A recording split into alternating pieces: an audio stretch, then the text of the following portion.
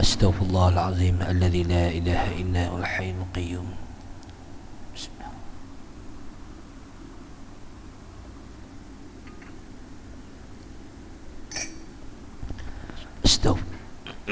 Astaghfirullahalazim alladzi la ilaha illa huwal hayyul qayyum wa atubu ilaih.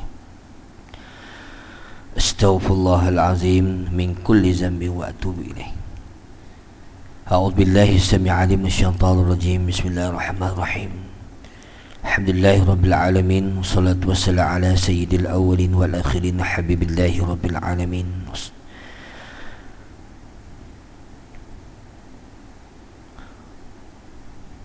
الحمد لله رب العالمين والصلاة والسلام على سيد الأولين والآخرين حبيب الله رب العالمين محمد الصادق الأمين وعلى آله وصحبه ومن دعا بدعوته ومن دعا بدعوته وجاهد جهاده واستنى بسنته إلى يوم الدين. أما بعد. قال بشرح لي صدري ويسر لي أمري واحلل عقدة من لساني يفقهوا قولي. اللهم افتح علينا حكمتك وانشر علينا من خزائن رحمتك يا أرحم الراحمين. رب زدنا علما وارزقنا فهما آمين يا رب العالمين والحمد لله رب العالمين. السلام عليكم ورحمة الله وبركاته. Alhamdulillah, sama-sama sekali lagi kita merafakkan syukur kita kehadrat Allah Subhanahu wa taala. Diberi lagi peluang, terutama sekali peluang saya kali yang kedua, untuk sama-sama kita sedikit sebanyak pesanan-pesanan pada hadis Nabi. Dan kita bersyukur sebab kita ni diberi ruang dan kelapangan masa kita sama-sama. Hari Ahad, hari Senin kuliah subuh, tiap-tiap malam tak pernah berhenti, mana tak pernah jemu. Jadi mana kita rasa cukup bersyukur, dan saya sendiri rasa kagum. Tidak, maknanya kalau kita fikir di masjid lain pun senyap, masjid besar pun senyap juga, kuliah subuh tak ada kan. Jadi mana betul kejam tu salah kan. Terkejut juga, takkan wirid aku panjang macam ni. Tu tengok balik, tengok pukul 44 kan. Jadi maknanya bagus juga jam macam tu pun. Jadi mana tu, alhamdulillah, dengan rasa rendah diri dan rasa tawaduk kita terhadap Allah Subhanahu wa taala, saya dan tuan-tuan dalam hati Allah Subhanahu wa taala sekalian, tuan-tuan dan puan-puan yang dirahmati Allah Subhanahu wa taala sekalian, kena tengok juga. Kalau kata tak ada, tak payah, tuan-tuan cukuplah, perempuan tak ada kan. Jadi makna kita rasa bila kita kebiasaan kita melakukan amal ibadah kepada Allah Subhanahu wa taala, jadi kita rasa makin lama kita makin merendah diri kita terhadap manusia, dan merendah diri kita kepada Allah Subhanahu wa taala tu lebih-lebih lagi lah. Dan kekurangan sikit suara, suara ada kekurangan sikit. Jadi maknanya maklumlah cuti-cuti ni kan, macam-macam program. Semalam hari ni pun ada 3 program, semalam ada 3 program malam. Semalam dekat Masjid Sungai Pencala, sebelum tu kuliah duha, macam-macam, masya-Allah. Jadi mana alhamdulillah, Allah Taala berikan kekuatan lagi. Nak kata muda sangat pun tidak juga, mana 40 lebih dah, 45 dah. Jadi maknanya Allah Taala berikan kekuatan suara tu kan. Jadi maknanya Allahu Akbar. Bagi batuk sikit cukup lah, tak boleh lah. Bagi sakit sikit, tekak sikit pun dah tak boleh dah, kita nak keluarkan suara. Muslimin yang dirahmati Allah SWT sekalian, jadi maknanya sebagai umat Islam yang mana Allah SWT anugerahkan kepada kita cukup sifat hawasul khamsah, sifat yang diberi nama hawasul khamsah, iaitu anggota kita yang lima. Jadi makna kita gunakan anggota kita yang lima itu sebaik-baik mungkin. Saya dan tuan-tuan begitu jugalah. Saya menggunakan anggota saya sebaik-baik mungkin. Bukan setakat anggota saja, tetapi keperluan dalaman kita. Jadi maknanya keperluan dalaman seperti mana kita bersedekah, dan seperti mana kita berkata-kata perkara-perkara yang kebaikan untuk nak memberikan manfaat kepada rakan kita. Jadi mana itu di antara rutin kita, dan di antara jadual kita, dan di antara dipanggil anggota kita.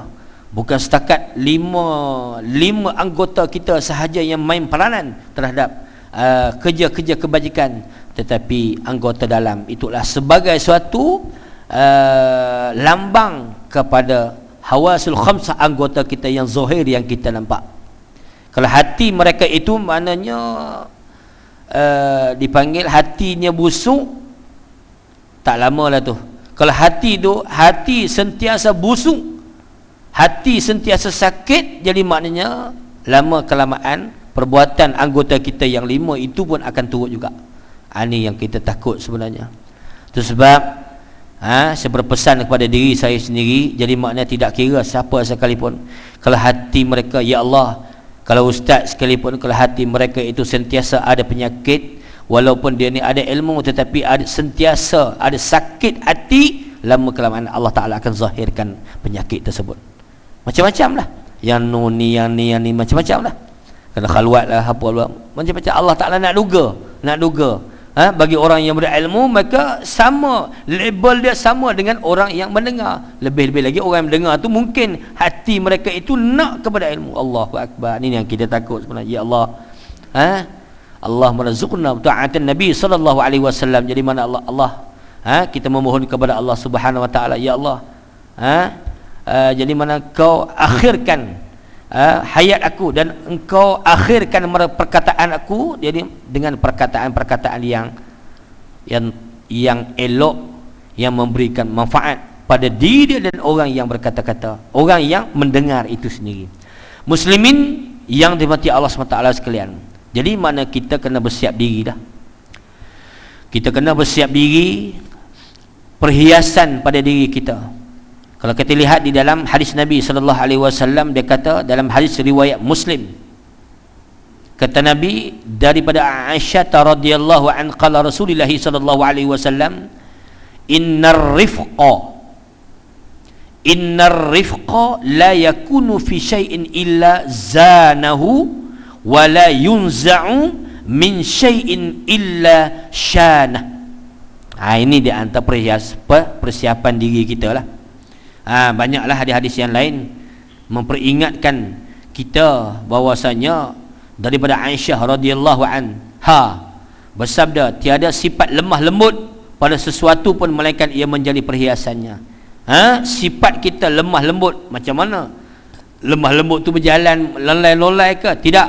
Jadi mana ianya tidak dicabut daripada suatu melainkan dia mencatatkannya. Maksud kata lemah lembut itu ialah perbuatan, yakni akhlak kita, tingkah laku kita, perbuatan kita, perbuatan zahiriah kita. Kita menampakkan bahawasanya kita boleh menilai kepada seseorang. Tuan-tuan boleh menilai saya ni macam mana, lemah lembut ke, ataupun saya ni keras ke, ataupun saya ni lembut sangat ke, ataupun saya ni tak berapa nak ni ke, macam-macam tuan-tuan boleh nilai kepada saya, dan saya sendiri pun boleh menilai kepada tuan-tuan. Jadi mana nilai macam ni rupanya, surau ni macam ni rupanya, saya boleh menilai berbagai-bagai nilaian. Jadi maknanya yang dikendaki oleh hadis daripada Aisyah radhiyallahu an. Jadi mana disebut mana tiada sifat lemah, tiada sifat lemah lembut pada sesuatu pun melainkan ia menjadi perhiasannya. Jadi mana kita gunakan anggota kita bukan hanya sekadar mulut sahaja, main peranan kepada untuk nak menjalani dakwah-dakwah, tetapi dengan tangan kita juga, dengan anggota kita hawasul khamsah, iaitu telinga kita pun sama juga main peranan. Apa dia lagi? Mata main peranan. Lagi apa lagi? Otak lagi nak kena main peranan, tuan-tuan. Jadi maknanya kita ingatkan bahawasanya Allah suka orang, menyukai orang-orang yang bersifat lemah lembut.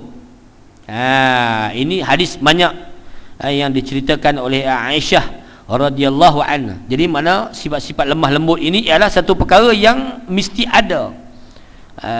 Sebab kata Nabi sallallahu alaihi wasallam, dia kata innallaha la yuhibbu rifqa fi amri kulli. Ini hadis yang pendek sekali, hadis riwayat Bukhari dan Muslim. Jadi di sini Allah Subhanahu wa taala ini di antara bukti yang Nabi sallallahu alaihi wasallam menilai kepada orang yang lemah lembut. Jadi kita biasa kita dengar ceramah, macam-macam ceramah, jadi malah kita tidak ambil satu sifat yang ada pada diri kita. Adakah sifat aku ini bertepatan dengan sifat Rasulullah sallallahu alaihi wasallam? Itu sebab Allah Taala dan qala innallaha yuhibbu rifqa fil amri kulli.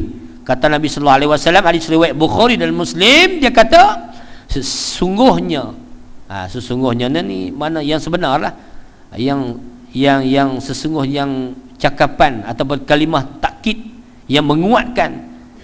Bila kita tak kata sesungguhnya tu, jadi mana kalimah itu tidak bersungguh-sungguh. Jadi mana hadis ini, sesungguhnya Allah Ta'ala menyukai sifat lemah lembut pada setiap perkara. Sebab kita nak nilai akhlak Nabi sallallahu alaihi wasallam, kita nak banding kepada akhlak Nabi sallallahu alaihi wasallam, Allahu akbar. Sahabat sendiri pun tak boleh nak tahan. Ketika mana sahabat Nabi sahabat Nabi sallallahu alaihi wasallam, mana ketika di dalam suatu peperangan, jadi maknanya sifat yang ada kepada sahabat-sahabat kita ni, ada juga yang backing. Sayyidina Umar Khattab, Sayyidina Ali karamallah. Jadi maknanya mereka itu bukan tak boleh ikut sifat Nabi, tetapi sifat Nabi itu dia memberikan satu peranan yang besar terhadap mana orang yang nak mengikut dia. Bila orang buat tak ketahuan dengan Rasulullah sallallahu alaihi wasallam, jadi maknanya yang nak keluar pedang dulu ialah Sayyidina Umar. Sayyidina Umar. Ada juga kita kena ada tegasan juga. Ni dah lembut macam tu. Nak tegur sikit pun tak berani. Jadi mana lemah lembut, terlalu lemah lembut sangat, jadi mana tidak kena pada tempat. Lemah lembut mestilah kena kepada tempat yang mana ketepatan itu yang boleh membawakan dirinya kemusnahan di dalam amal ibadah dia. Terlalu lembut sangat, orang ketuk kepala, ketuk kepala, sabarlah, lemah lembut, tak ada juga kan. Jadi mana orang pergi penampar kita, lemah lembut, macam mana, bahaya juga orang lemah lembut jadi kan. Takut juga lemah lembut. Tengok seperti mana orang yang bukan spesies dengan kita lah, mungkin dia ni adalah pondan ke apa ke, jadi maknanya kita rasa dia ni lemah lembut lah. Kita pun rasa dia ni lembut, tangan dia lembut lah. Pada satu ketika jadi mana kita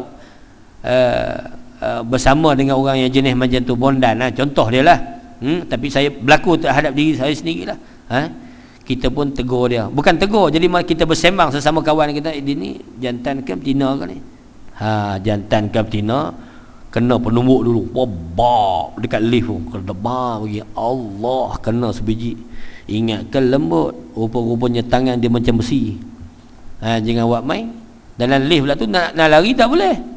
Kita bersembang lah, dia ni dia macam tu lah. Dia jantan ke betina kan ni? Dengar, dia dengar apa awak cakap, begitu dia. Lemah lembut ke tu? Itu bukan lemah lembut, itu perangai dia lemah lembut. Kita lemah lembut di persepsi yang mana Islam ajar ialah kita setiap sudut di dalam rangkaian Islam kita, rangkaian-rangkaian seperti mana usul dakwah kita, perjalanan dakwah kita, jadi mana kita nak berlemah lembut, mana tidak ada tekanan. Seperti mana kalau kita sendirilah yang mana Allah SWT mempermudahkan bagi orang Islam,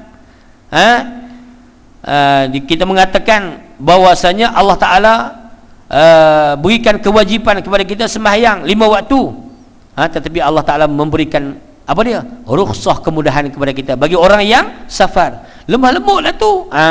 Jadi maknanya sifat kita itu walaupun kita boleh sembahyang tamam, tetapi kita gunakan rukhsah, kemudahan itu yang mana Allah Ta'ala berikan kepada kita.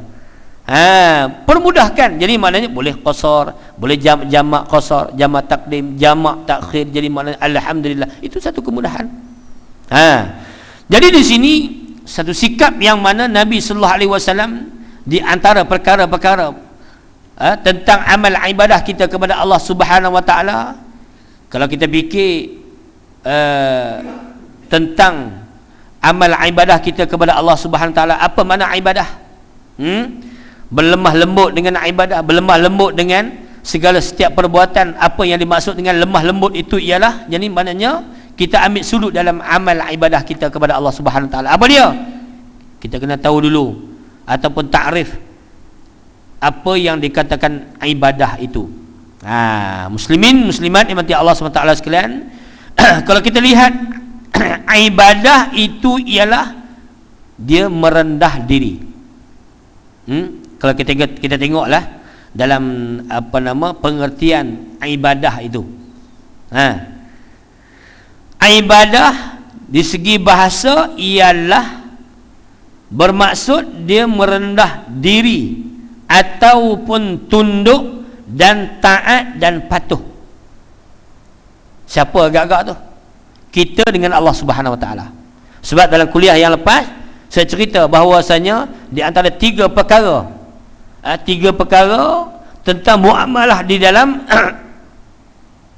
muamalah sesama Allah, muamalah sesama manusia, muamalah kita sesama manusia yang maknanya dia sudah meninggalkan kita, iaitu orang yang dah mati. Apa dia muamalah? Perhubungan kita dengan Allah Subhanahu Wa Taala. Maknanya tak samalah. Hubungan kita dengan Allah Subhanahu Wa Taala dipanggil ibadah, satu perkara yang mana kita nak mendekatkan diri kita pada Allah Subhanahu Wa Taala. Kita cubalah, walaupun kita rasa jauh, kita cuba. Saya pun macam tu juga, mencuba, hari-hari mencuba berdoa kepada Allah Subhanahu Wa Taala. Kita ambil peranan kita sebagai seorang yang bertakwa, yang takut kepada Allah Subhanahu Wa Taala. Aku berusaha, aku nak mendapatkan satu ketingkatan ketakwaan aku kepada Allah Subhanahu Wa Taala. Hari demi hari mentakwa aku naik sikit, besok naik sikit, besok naik sikit. Itu sebab kata Imam Ghazali rahimahullahu ta'ala, dia kata ada beberapa peranan.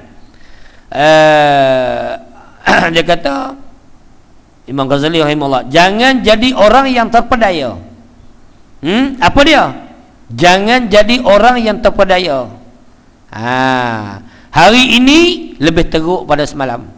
Bukan, itu yang kedua. Jangan jadi orang yang terpedaya. Hari ini perangai aku sama macam semalam. Itu Imam Ghazali dia sebut. Walaupun dia ini bukan hadis, tetapi menjadi satu peranan bagi diri kita untuk nak meningkatkan lagi ketakwaan kita kepada Allah Subhanahu Wa Taala. Saya berceramah tiap-tiap hari, balik ni aku boleh buat ke ni, ya Allah, aku cerita dekat orang. Tetapi inilah peranan kita, uslub dakwah. Lawak macam mana? Tuan-tuan bersembang di kedai kopi pun, kalau ada berbentuk nasihat, menasihati di antara satu sama lain, dia ceramah lah tu. Cuma hari ni panggil khusus saja, duduk atas ni, tuan-tuan duduk bawah. Macam saya ada suatu martabat asing pula. Tidak ada martabat sebenarnya. Dulu kalau mengaji pondok, tuan-tuan, mana ada duduk atas ni? Tok guru duduk dekat bawah juga. Itu peradaban sebenarnya. Tetapi oleh kerana tok guru sekarang ni makan banyak, jadi mana sakit, jadi mana terpaksa kena duduk atas kursi. Yang datang semua ustaz tu dia macam tu. Mau tak sakit tiap hari. Semalam saya 3 kali 3 kali duk tengok. Allahu Akbar. Aku rasa kalau kata gaya Cina je cuti seminggu mati aku katanya. Semalam kebetulan buat kenduri tahlil pula. Jadi maknanya ceramah khas. Jadi mana di Masjid Sungai Penjala. Jadi Allah jamu, Allah malam ni ada kambing lagi. Ya Allah, kata macam mana ni? Aku nak pantang macam mana? Jadi mana inilah yang dikatakan satu perkara yang mana kadang-kadang dia memudaratkan diri sendiri. Jadi mana peradaban kita, mana tuan-tuan duduk di bawah, saya duduk di atas. Kalau ikutnya tak kena lah. Cuma pihak masjid pihak masjid ataupun pihak tuan-tuan sendiri nak memartabatkan, nak memuliakan ustaz itu. Tetapi Tok Guru pergilah mana-mana pun. Saya mengaji kat Pondok Patani tu, mana 4 tahun, kat Kedah saja Pondok Haji Omar Zuhdi pun 9 tahun. Jadi maknanya Tok Guru tak duduk atas ni, dia duduk bawah. Allahu Akbar. Ini makna tengok kemuliaan yang ada.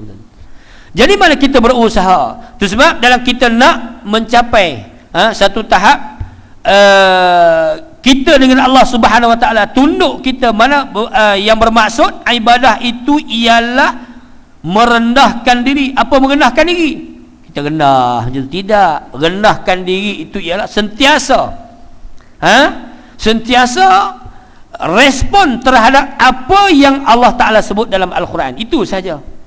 Apa perkataan semua dalam Al-Quran lah. Allah Ta'ala bukan dia nak sebut live macam mana berlakunya peristiwa Isra Mi'raj, mana Allah Ta'ala live dengan Nabi Muhammad ataupun dengan Nabi Musa alaihi salam.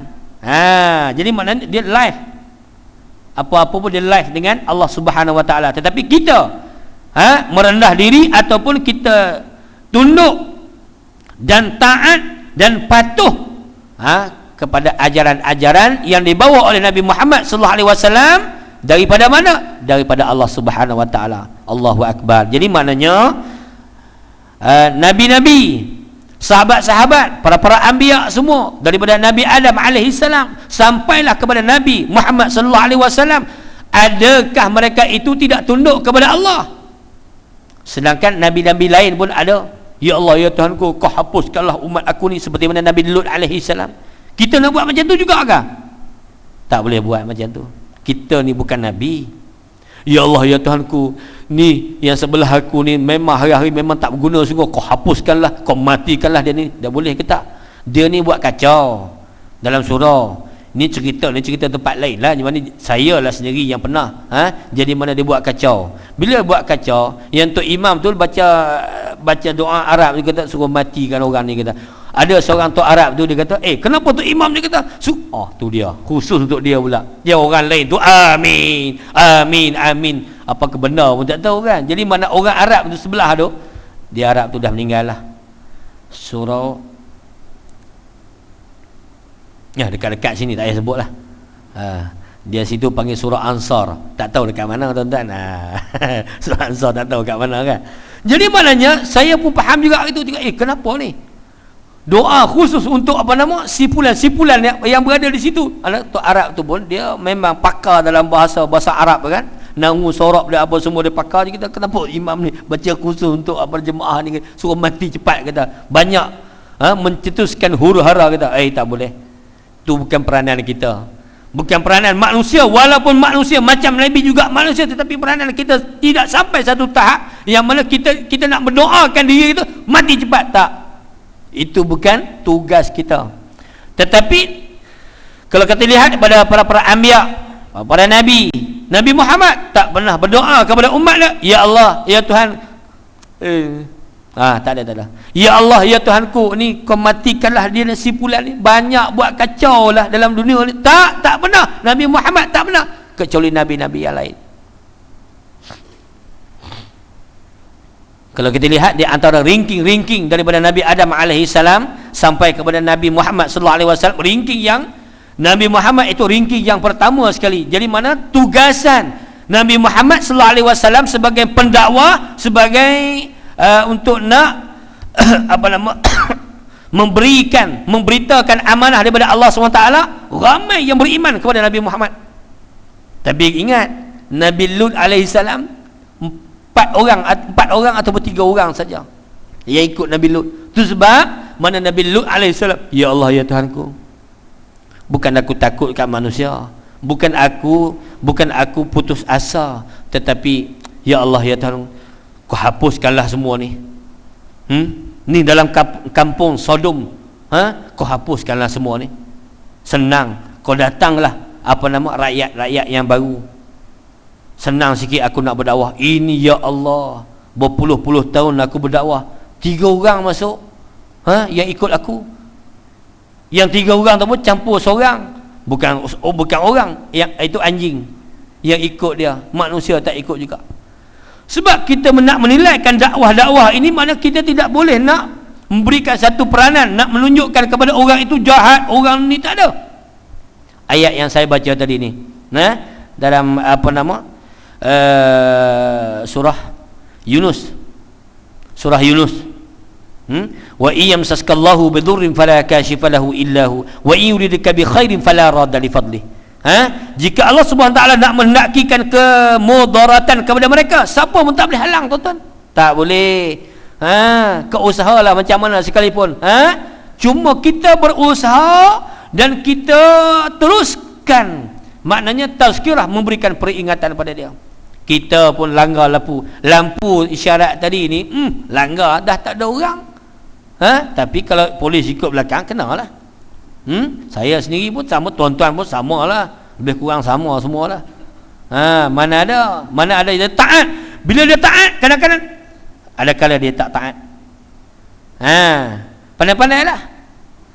Jadi maknanya, wa iyam saskallahu bidurrin fala kashifa lahu illahu. Jika Allah Subhanahu wa taala nak menghendaki kemudaratan kepada mereka, siapa pun tak boleh halang.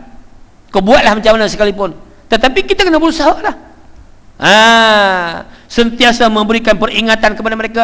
Jadi maknanya raya Cina sentiasa akan memberikan peringatan kepada mereka, jangan laju.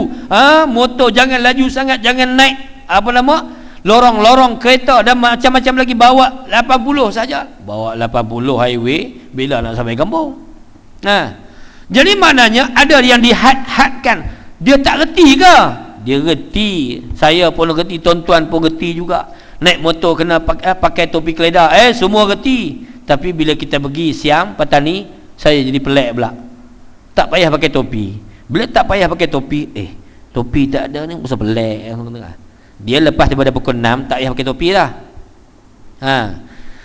Syarat dia, kalau kata 2 orang naik, seorang pakai topi, tak apa dah. Kalau siang, daripada pagi sampai pukul 6. Pukul 6, dua-dua tak pakai topi pun tak apa dah. Tu di Siam. Kita rasa pelik lah. Lalu naik motor kot pekan petani tu, tak pakai topi lah. Cuma pakai kepiah je lah. Kita sini pakai kepiah siap hari Jumaat sajalah, longgar sikit pun. Kalau hari lain mai cek. Soman. Jadi maknanya kalau kita lihat di antara amal ibadah kita kepada Allah Subhanahu Wa Taala, wa yuridika bi khairin fala radda li fadlih. Jika Allah Subhanahu Wa Taala nak menakikan kebaikan kepada mereka, siapa pun tak boleh halang juga. Tak sangka-sangka yang mana aku cemuh, tak sangka-sangka yang mana aku macam-macam aku kata dekat dia, tiba-tiba dia ada di dalam surau kita, dalam surau Majidiyah, Diniyah Majidiyah di mana? Tempat lain kot rasanya. Diniyah. Mana nak tahu? Jadi kuasa Allah Subhanahu Wa Taala. Itu sebab Allah Ta'ala sudah memberikan garis panduan yang mana kita nak berdakwah. Jadi maknanya kita nak berikan satu syarat kepada seseorang peribadi. Tak boleh. Allahu Akbar. Jadi mana kita takut bahawasanya ni Allah Ta'ala ni disebut dalam Al-Quran, wa iyamsaskallahu bidhurin fala kashifa lahu illa wa in yuridika bi khairin fala radda li fadli yusibu bihi man yasha'u min ibadihi. Jika Allah SWT nak menakdirkan kemudaratan kepada mereka, siapa tak boleh halang. Jika Allah SWT nak menakdirkan kebaikan kepada mereka, siapa pun tak boleh halang. Jadi mana kita berusaha sajalah. Nabi-nabi berusaha, daripada Nabi Adam AS dan begitu juga Nabi sampai Nabi yang terakhir, Nabi Muhammad SAW, usaha mereka, Allahu Akbar, yang ada kepada mereka, yang ada di dalam puak-puak mereka di kalangan sahabat-sahabat Nabi yang beriman kepada Allah Subhanahu Wa Taala, beriman kepada Nabi, percaya pada Nabi, tetapi di dalam satu jemaah itu berbagai-bagai puak pula. Tuan-tuan, ni ada puak munafik, ada juga. Bukan inilah, kita bukanlah nak cerita zaman Nabi ni. Mereka ini bersama dengan Nabi, mereka ini makan dengan Nabi, mereka ini dengar kuliah Nabi, khutbah Nabi, mereka ini berperang bersama Nabi, tetapi mereka ini ada sifat munafik pada mereka. Allahu Akbar. Tu yang kita takut tu. Kita ni jauh dengan Nabi, tuan-tuan. Takkan kita ada sifat munafik kot? Takkan kita ada sifat syirik kot? Takkan kita ada sifat mana sum'ah, riak kan? Tidak ada. Mana kita nak buang semua benda-benda yang macam tu. Tetapi mereka yang di kalangan jemaah yang jemaah Nabi tu, Nabi tahu, tuan-tuan. Nabi tahu mana muka-muka yang ni, muka-muka yang munafik, muka-muka yang syirik. Jadi mana Nabi tahu. Sini pun kita boleh tahu juga mana kalau kedai dia berkedut dia macam tu, tengok. Tu dia lah tu. Bila lama sikit ceramah juga, yang ni dia naik tu. Mulut dia apa semua. Nabi dia boleh cam, mana muka-muka. Kita sini tak boleh cam. Nak hukum tak boleh, tuan-tuan. Cuma nak cerita saja zaman Nabi saja. Jadi mana dia boleh tahu? Mana di kalangan mereka di dalam peperangan, bukan dia berperang kerana menegakkan Islam. Dia bersama dengan Nabi, berperang dengan Nabi, pergi rombongan dengan Nabi, tetapi dia mencantas habis kepala-kepala orang Islam. Ini yang bahaya sebenarnya bila kita duduk dalam satu kelompok ni. Jadi mana kita jadi suatu mana bukan kata tekanan, tetapi kena berhati-hati. Jadi mana Allah Ta'ala suka bagi orang yang berjemaah. Mana itu di antara jaminan Allah Subhanahu Wa Ta'ala. Allah Ta'ala suka bagi orang yang sentiasa berjemaah. Duduk dalam berjemaah, majlis ilmu dalam berjemaah, makan berjemaah, tidur tak berjemaah lah.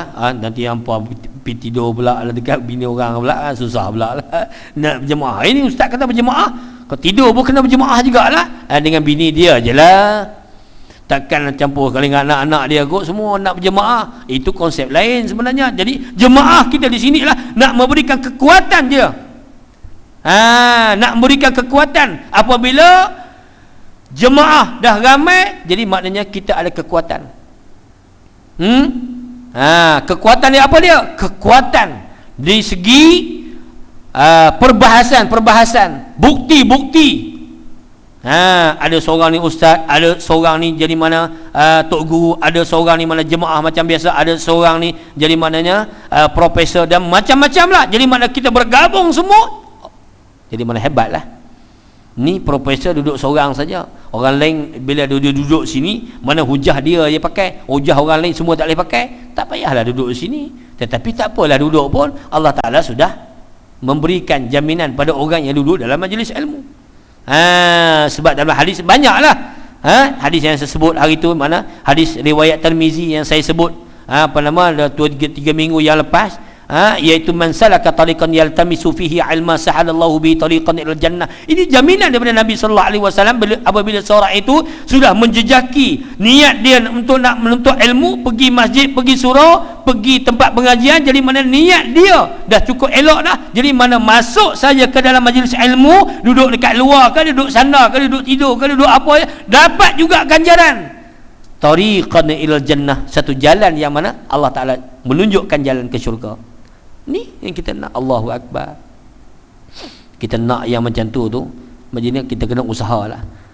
Diperingatkan selalu kelebihan-kelebihannya. Dan apa dia? Disebut tentang ibadah tadi ni. Ibadah kita dengan Allah Subhanahu Taala. Apa dia ibadah? Muamalah lah. Perhubungan kita dengan Allah Subhanahu Wa Taala. Jadi mana di segi bahasa. Ni kita ambil pula daripada segi istilah pula. Lain tuan-tuan, istilah tu lain. Makan. Apa dia makan? Pada bahasa. Makan. Susahlah. Kita nak bagi takrif pada bahasa. Makan, ambil nasi letak kat mulut. Makanlah tu. Tak kira lah makan apa sekali pun, jadi ambil benda letak dalam mulut. Makanlah pada bahasa. Silap kot tuan-tuan, tak boleh nak urai yang tu. Tak boleh nak urai. Kalau kata makan pada istilah pula, kata dia mengambil nasi itu masuk ke mulut dan kenyang dan apa semua macam-macam lah. Ini pun cuma nak bagi misal saja. Kalau misal tak boleh memberi faham, kita baca teruslah. Apa benda amal ibadah ataupun di sudut istilah. Ibadah daripada sudut istilah itu ialah yang bermaksud tentang dalaman pengabdian kita kepada Allah Subhanahu Wa Taala, pengabdian kita, diri kita kepada Allah Subhanahu Wa Taala melalui perbuatan kita. Tu ibadah. Tak kira lah, bukan dalam sembahyang saja. Dari segi perbuatan, dari segi perkataan, dari segi pengakuan, dari segi ada tiga juga peranan. Ambil 3 dululah, yang lain tu tak ingat. Ambil 3 peranan kita. Istilah, di segi istilah amal ibadah itu sendiri. Maksud di segi istilah itu ialah amalan khusus yang disyariatkan. Tadi macam mana tadi? Satu pengabdian. Pengabdian diri kita kepada Allah Subhanahu Wa Taala melalui perbuatan kita. Saya sebutlah pada peringkat permulaan tadi, itu hawasul khamsah, perbuatan kita. Perbuatan, perkataan, qaulan wa fi'lan wa ibadatan wa amalan salihah. Tu yang dikatakan ibadah. Kalau hati dia tu baik tuan-tuan, tapi tak pernah semayang, tak ada juga. Dia derma 30 juta kat masjid, tapi masjid tak pernah masuk, tak boleh juga. Pisang saja sampai ke masjid, tapi dia tak pernah, tak boleh juga. Tetapi itu ada harapan lagi tu, dia nak datang masjid juga. Sebab apa? Dia bagi pisang. Kalau dia bagi kat gereja, lagi teruk. Pisang siapa nak kat gereja? Dia buang masuk tu sampah. Tapi pisang mahal sekarang ni kan. Lebih mahal daripada apple lagi. Apple murah pisang tu sekilo RM6 ada. Sekilo RM6 campur sekali dengan tangkai-tangkai, jadi maknanya berapa biji saja boleh makan. Buruk lagi. Bukannya masak pula tu, perang, dia peram dengan apa kabaik itu boleh masak, makan-makan, tak manis pula tu, bukan makan pisang, tah makan apa benda pun tak tahu. Jadi maknanya itu kita penilaian kita sahaja. Jadi mana qaulan wa fi'lan wa ibadatan wa amalan salih, nak mencapai satu tahap mana amalan soleh itu, jadi maknanya 3 perkara ini mesti kita kena adalah perbuatan kita. Allahu Akbar. Jadi makna kalau kita melawak tu biasalah, takkan tak ada melawak kot. Kehidupan kita itu dia ada kesenian ataupun ada hiburan. Jadi maknanya hiburan itu memberikan satu keyakinan kepada kita. Itu sebab ada nasyid. Diharuskan kita bernasyid, diharuskan kita menyanyi. Boleh menyanyi, tak ada masalah. Kita ambil lagu lama-lama tu kan. Kita hurailah benda-benda yang baik, tak ada masalah. Contoh-contoh lagu cinta katakan, kita hurailah. Sejatilah kamu kepada Allah Subhanahu Wa Taala. Boleh, tak ada masalah. Itulah yang kau ucapkan. Tak tahu lagi dah punya udah. Tak ingat. Gaul kepala dia tak ingat, gaul kepala langsung kan. Itulah yang kau ucapkan. Siapa boleh sambung? Allahu Akbar. Tak ingat ni sungguh bukan lawak-lawak lagu sejati tu. Sejati itulah yang kau ucapkan.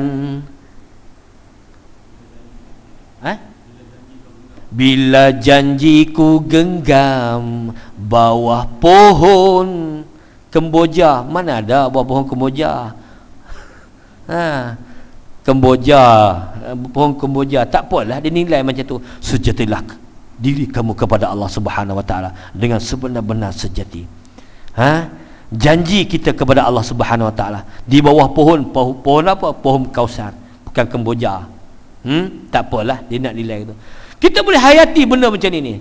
Demi cinta ku akan setia padamu. Okey, setia aku, cinta aku kepada Allah Subhanahu Wa Taala, mana setia itu sampai ke mati. Man akhiru kalamihi la ilaha illallah. Dengan sebab kita cinta tu, mana akhir kalam aku sebut nama Allah. Dengan sebut nama orang lain pula. Piah, piah, sampai akhir hayat pun sebut piah juga. Piah mana? Jadi maknanya kadang-kadang hiburan itu.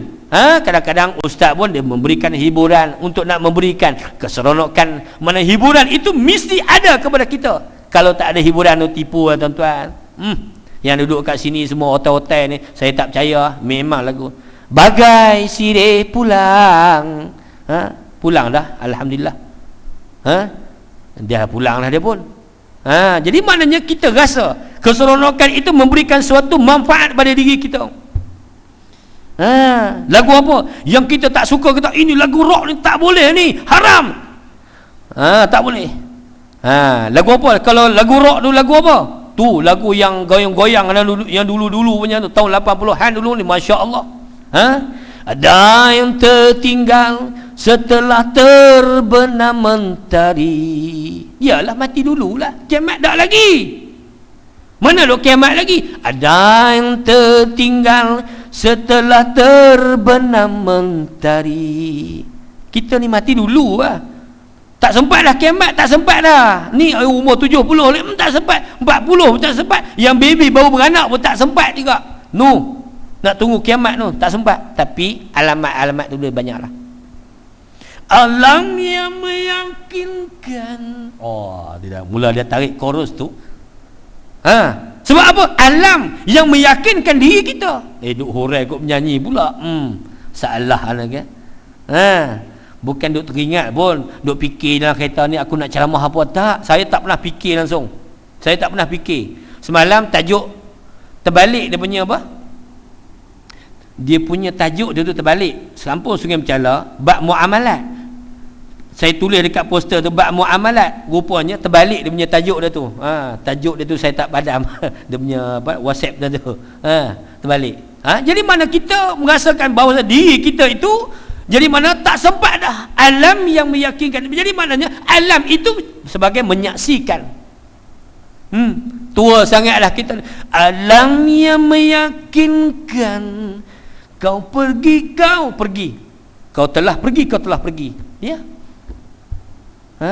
Kita nak lagi. Dunia kita nak lagi. Harta kita nak lagi. Semua kita nak. Bumi kata, apa ni, kau nak mampu lagi upah hari lagi dah. Dia meyakinkan diri kita, tetapi kita tak tahu.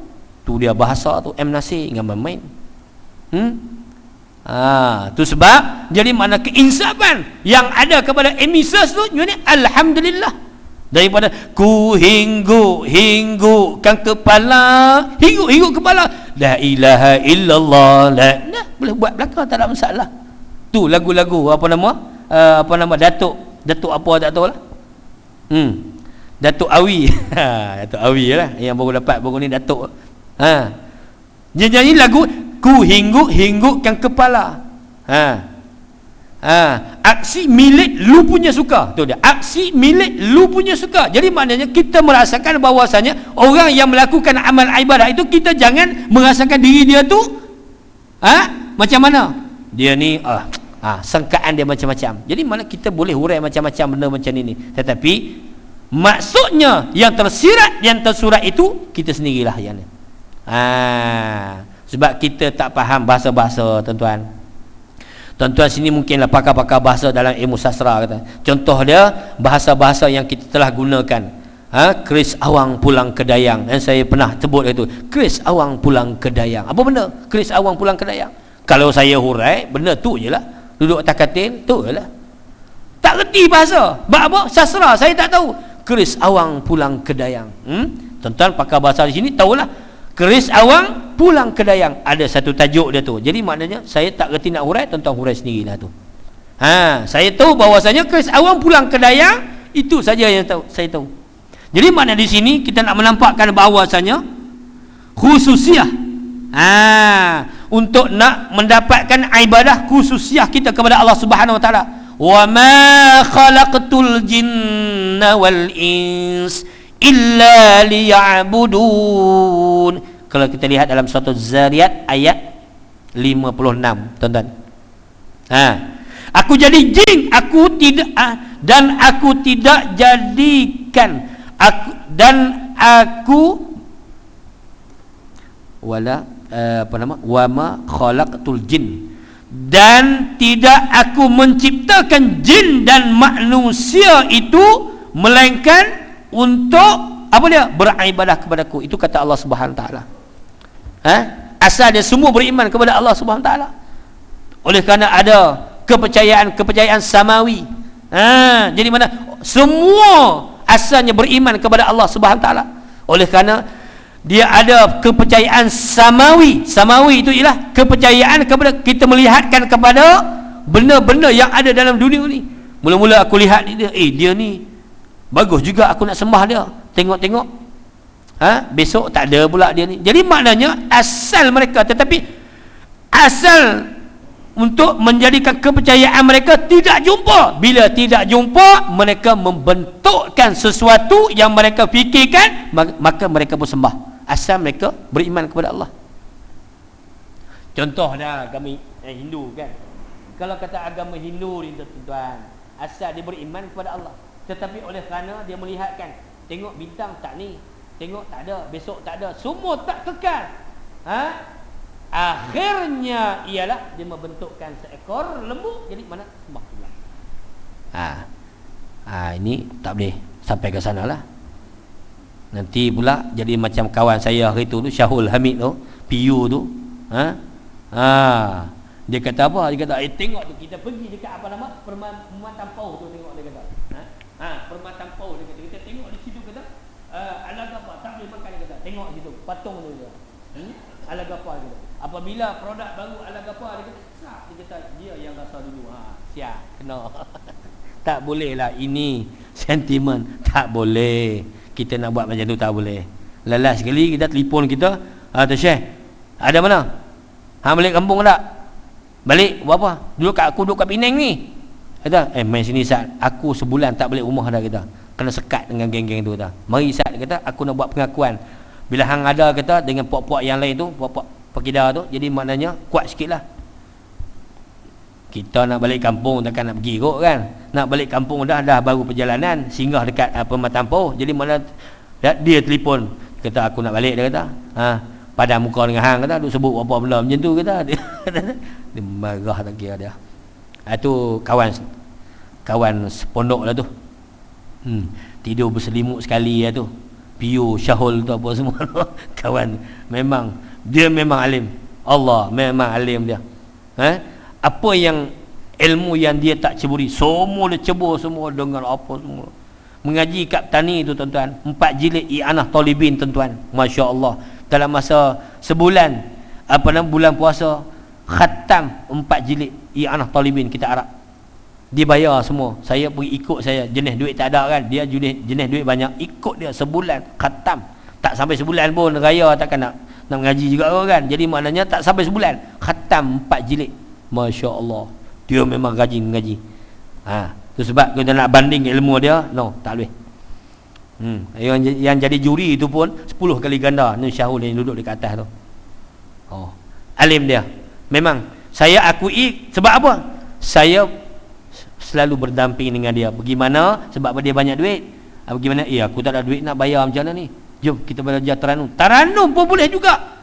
Sebulan clear. Lepas tu belajar pula qiraat, kata. Aku pun ada duit. Tak ada duit ni, RM10 pun tak ada. Aku nak makan minyak motor pun tak boleh, kata. Tak apa, aku ada, tak ada masalah, dia kata. Pergi belajar. Alhamdulillah. Duk ikut dia tu lama. Alhamdulillah. Umur muda sikit pada saya. Jadi maknanya duk sedap-sedap 7.30 kan. Orang marah pula. 7.30 dah tu. Kita nak berhenti. Okey, kita ambil penilaian yang terakhir sekali. Ibadat khusus, contoh. Ibadat khusus iaitu kita nak menghapuskan segala dosa dan kesalahan yang kecil. Itu ibadat khusus. Dan ibadat khusus melahirkan individu yang berpribadi kemuliaan. Berpribadi mulia. Kepribadian kita lah mulia. Itu di antara ibadat yang khusus. Dan yang ketiga ialah melahirkan individu yang taat kepada perintah Allah Subhanahu Wa Taala. Itu khusus untuk kita lah. Siapa pun tak boleh nak tolong tuan-tuan. Tak boleh nak tolong benda-benda yang macam ni. Semayang nak tolong turun bengkok tak boleh. Nak tampak tak boleh. Kalau dia buat salah kita kena ajar. Nak tolong tak boleh. Nak tolong semayangkan dia tak boleh. Nak tolong puasa dia tak boleh. Dan yang keempat itu ialah meningkatkan lagi taraf. Jadi maknanya penampilan ataupun ekonomi dalam diri kita dan keluarga kita. Ini mencerminkan kita ini abdi kita kepada Allah Subhanahu Wa Taala. Kita dapat tahu tuan-tuan, kita boleh trace tuan-tuan. Dan yang terakhir sekali yang melahirkan individu yang berilmu. Jadi maknanya bila ada 5 perkara ini, itu dinamakan ibadat khusus. Dan ibadat umum pula tuan-tuan, ibadat umum ibadat juga ada 5 juga. Lepas tu kita berhenti. Masya-Allah. Dan ibadat umum itu ialah yang pertamanya dia menghapuskan segala akhlak buruk dalam masyarakat tadi. Ni combine di antara dua lah. Tadi yang pertama tadi menghapuskan segala dosa dan kesalahan yang kecil, dan masuk kepada ibadah umum pula ialah dan menghapuskan segala akhlak buruk dan di dalam masyarakat kita, dalam mana jemaah-jemaah kita.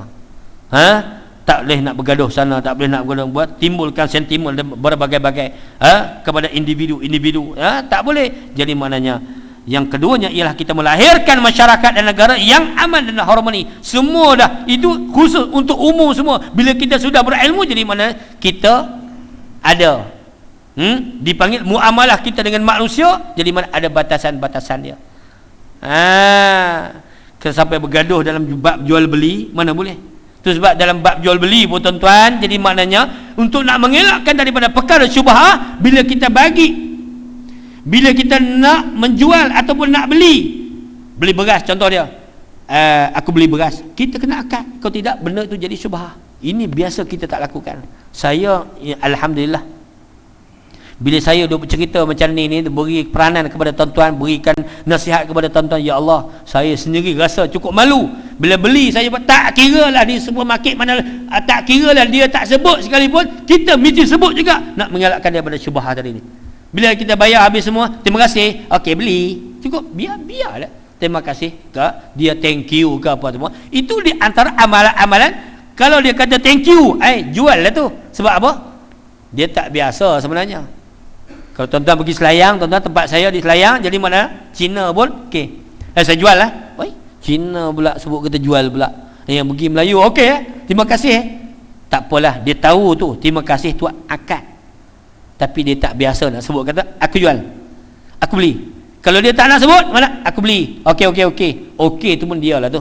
Tapi nak yang elok, akad lah. Tapi kena akad lah. Tapi tak kisahlah bab muamalah ni, kita dengan orang kafir pun tak ada masalah. Tetapi nak menikah tak boleh lah. Nak akad nikah nak terbalik tak boleh. Aku nikahkan nikah, aku terima nikah dengan mas kahwin RM80 tunai. Batu pula tu imam, aku nikahkan nikah, terbalik macam mana ni? Terbalik. Orang yang tu terima dulu, kita akad kemudian. Yang tu imam tu pun tak reti, jadi masalah. Akad kemudian. Tapi bab jual beli tidak ada masalah. Nak menimbulkan, nak menghindarkan daripada perkara-perkara syubhah. Jadi mana? Syubhah halal bayin. Halal nyata, haram pun nyata juga. Tetapi syubhah ini tak tahu ke mana. Timbullah di antara halal dengan haram itu, jadi maknanya haram. Bila jadi haram, perkara yang syubhah. Bila kita campurkan di antara iza jatama'al halal wal haram ghulibal haram, apabila bercampurnya di antara halal dengan haram, ghulibal haram, siapa yang boleh menang? Iaitu ghulibal haram, pastinya yang haram itu akan menang. Takutlah kita duk makan hari-hari, jenis muamalah kita beli makanan hari-hari, kita apa? Kita beli. Alah, sebut sikit je, susah apa sangat. Okey, beli ikut lah. Lepaslah. Kalau tidak, tak sah. Jadi mana ada mazhab lain lah, kita mazhab Syafi'i, mazhab ni tak ada masalah pun. Mana kita beli tu maknanya muamalah kita, maknanya engkau reda, aku reda. Ni sampai bergaduh-gaduh apa nama? Tentang jual beli. Ni apa kurang ni macam mana? Maki pula apa semualah macam-macam. Engkau reda, aku tak reda. Engkau reda, tak sah lagi. Dia mesti reda meredai di antara satu sama lain, insya-Allah. Dan yang terakhir sekali, meningkatkan ekonomi dan masyarakat dan negara menjadi negara kita, kampung kita, karya kita, masjid kita dan semua sekali lah menjadi satu kemajuan di segi ekonomi tentang diri kita, di antara ibadah khusus dan juga ibadah umum. Wallahu a'lam. Yang baik itu semua daripada Allah, yang kekurangan itu mungkin daripada kesalahan saya sendiri. InsyaAllah saya sendirilah bertaubat kepada Allah Subhanahu Wa Taala. Tuan-tuan kena taubat jugalah, sama-sama kita buat salah. Saya pun buat salah, sebab apa? Lewat sikit ke apa ke, buat salah juga. Jadi mana tuan-tuan pun buat salah juga. Jadi mana kita sama-sama kita bertaubat kepada Allah Subhanahu Wa Taala. Astaghfirullahalazim, astaghfirullahalazim, astaghfirullahalazim min kulli zambi wa atubu ilaih. Aqul qouli hadza wa astaghfirullahalazim wa lakum. Assalamualaikum warahmatullahi wabarakatuh. A'udzu billahi minasyaitonir rajim. Bismillahirrahmanirrahim. Allahumma rzuqna ta'atan nabi sallallahu alaihi wasallam awalan wa akhiran wa zahiran wa batinan qawlan nafi'an wa ibadatan wa amalan salihan. اللهم ربنا آتنا في الدنيا حسنة وفي الآخرة حسنة وقنا عذاب النار. صلى الله على سيدنا محمد وعلى آله وصحبه أجمعين والحمد لله رب العالمين. الحمد لله.